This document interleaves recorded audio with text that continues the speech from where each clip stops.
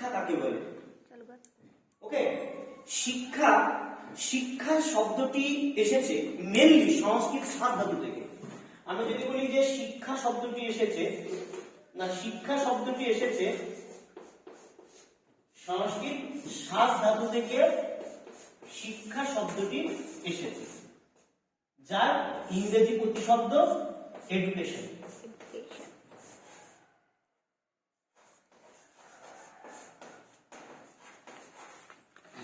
যার ইংরেজি প্রতিশব্দ কি? এডুকেশন। এই শিক্ষা শব্দটি সংস্কৃত সাত ধাতু থেকে এসেছে। শিক্ষা কি? না, শিক্ষা কোনো কিছু শেখা মানেই শিক্ষা, এইখানে সম্পূর্ণ না। যে শিক্ষা মানে একজন শিশু বা ব্যক্তি যখন সে একজন শিশু জন্ম লাভ করে, মাতৃগর্ভে থেকে যখন সে পৃথিবীতে ভূমিষ্ঠ হয়, সেই জন্ম থেকে মৃত্যু পর্যন্ত তার শিক্ষা চলে। Education is a dynamic process. তাদের না, প্রত্যেকটা শিশুর ক্ষেত্রে শিশু থেকে সে কি হয়? বালক হয়। বালক থেকে সে কি হয়? কিশোর হয়। কিশোর থেকে প্রাপ্তবয়স্ক হয়। তারপর সে একটা এজে এসে চাকরি বাকরি করে, বিয়ে থাওয়া করে। তারপর সে বাবা হয়। বাবা থেকে সে কোনো সময় ঠাকুরদা হয়। তারপর একটা সময় সেকেন্ড চাইল্ডহুড পর্যায়ে এসে তাকে মৃত্যুবরণ করে পৃথিবী থেকে চলে আসতে হবে। তাহলে স্কুলে শিখছি, কলেজে শিখছি, ইনস্টিটিউশনে শিখছি, এটা তো থিওরিক্যাল শিক্ষা, তাত্ত্বিক শিক্ষা। এর মধ্যে থেকে আমরা ব্যবহারিক শিক্ষা পাই, কিন্তু কোথাও না কোথাও শিক্ষা আজীবন ধরে চলে। শিক্ষার কোনো স্বয়ংসম্পূর্ণ সংজ্ঞা নেই। শিক্ষা একটি কি এমন একটা শিক্ষা, এমন একটা প্রক্রিয়া যেটা অবিরাম চলতে থাকে।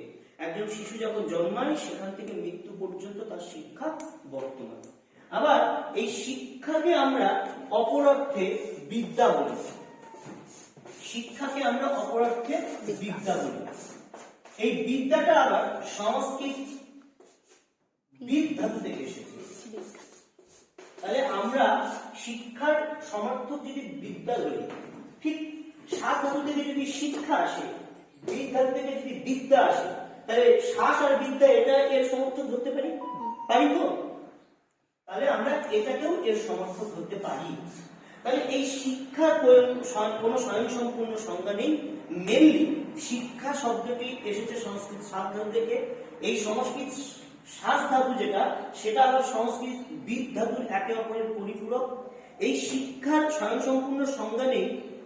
এই প্রসঙ্গে বিভিন্ন মনোবিদ, চিন্তাবিদ, শিক্ষাবিদ বিভিন্ন রকম সংজ্ঞা দিয়েছেন। তার মধ্যে স্বামীজি বলেছেন কি? Education is the manifestation of perfection already in man.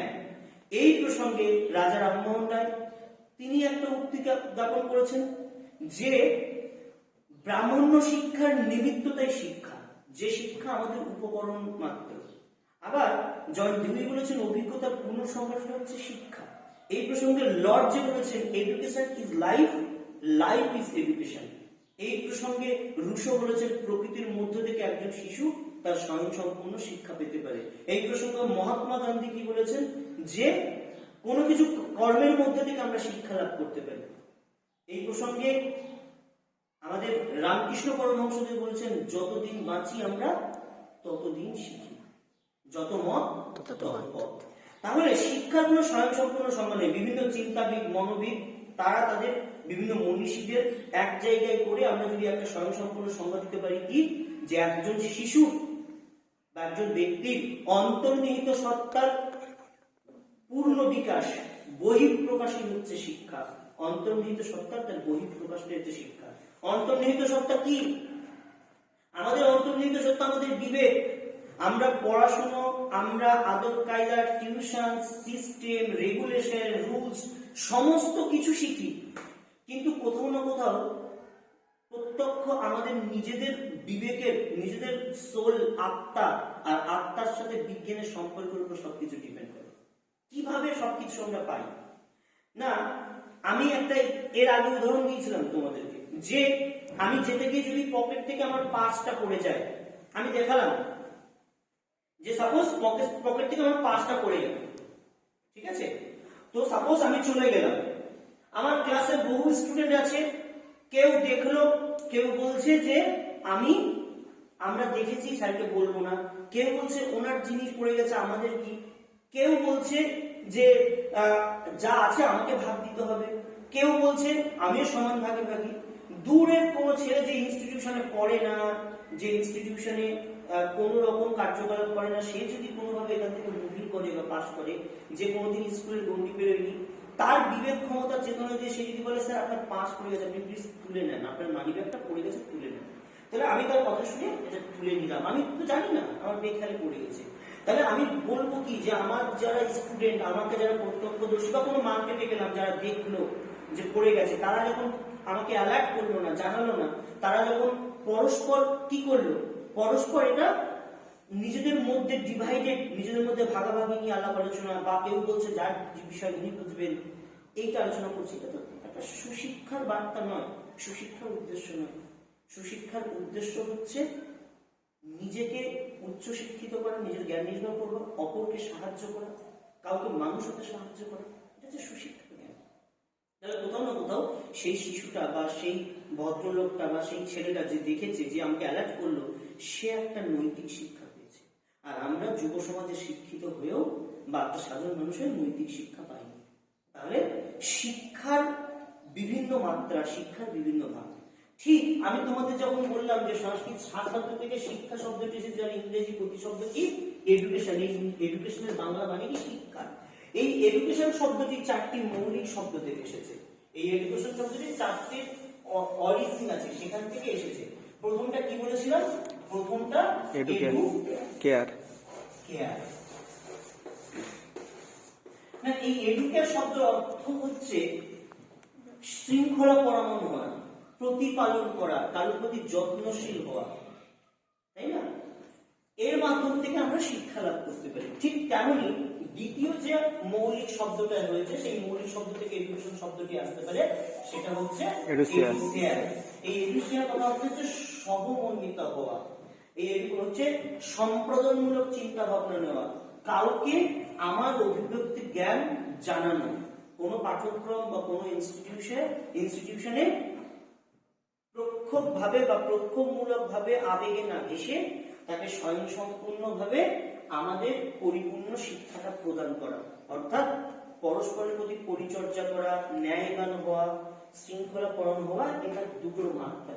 আর যদি বলি যে 3 নম্বর কি, না এডুকো। 3 নম্বর কি?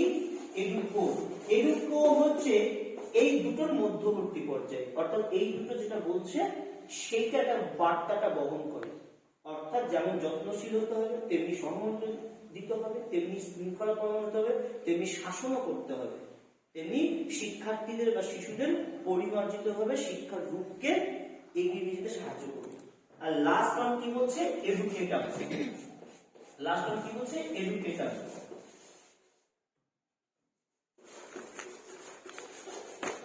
এই এডুকেটর কথা অর্থ হচ্ছে move to teaching to the all of any types of institutional students as like schools, college, KG schools, institution, যে কোনো শিক্ষামূলক এনভায়রনমেন্ট পরিবেশের মধ্য থেকে যদি শিক্ষাটা প্রদান করা হয়, হাউ টু মুভ টিচিং, যে আমি কিভাবে শিক্ষাদান করব, এই টিচিং প্রসেসটা, এই যে আমি তোমাদেরকে শিক্ষা দিচ্ছি, তোমরা এডুকেশন সম্বন্ধটা জানো, এই বিষয় সম্বন্ধে তোমরা বোঝো না, আমি এই বিষয় সম্বন্ধে জানি, বুঝি, এবং আমি এটা নিয়ে পড়াশোনা করেছি, আমি এটা নিয়ে গবেষণা করছি, কোথাও না কোথাও আমি এটা তোমাদের শেখাচ্ছি। এই যে তোমাদের কোনো বিষয় নিয়ে জানালাম, এটাকে কি বলবো? শিক্ষণ বা টিচিং। এই শিক্ষণটাকে বলা হয় এডুকেটর। তাহলে আমরা সামাপে কি আসতে পারি? সামাপে বলেছি সংস্কৃত ধাতু থেকে শিক্ষা শব্দটি এসেছে।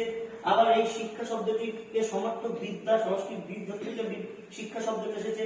শ্বাস আর বিদ একে অপরের পরিপূরক। শিক্ষা শব্দটির প্রতিশব্দ কি? এডুকেশন। শিক্ষা কাকে বলে? শিক্ষার কোনো স্বয়ংসম্পূর্ণ সংজ্ঞা নেই, এটা একটা অবিরাম প্রক্রিয়া, এটা জন্ম থেকে মৃত্যু পর্যন্ত চলতে পারে, এটা একটা লাইফ লং প্রসেস। এর অনেকগুলো দিক আছে, বিভিন্ন মনীষী, বিভিন্ন সমাজবিদ, বিভিন্ন শিক্ষাবিদ, তারা শিক্ষা সম্বন্ধে বিভিন্ন রকম সংজ্ঞা পোষণ করেছে, সেটা আমাদেরকে জানানো হলো। তারপর আমি আর কি বলেছি, যে এই শিক্ষা শব্দটি চারটি মৌলিক শব্দ থেকে আসতে পারে। ফার্স্ট ওয়ান কি? Educare. Second one educere. Third one এডুকো।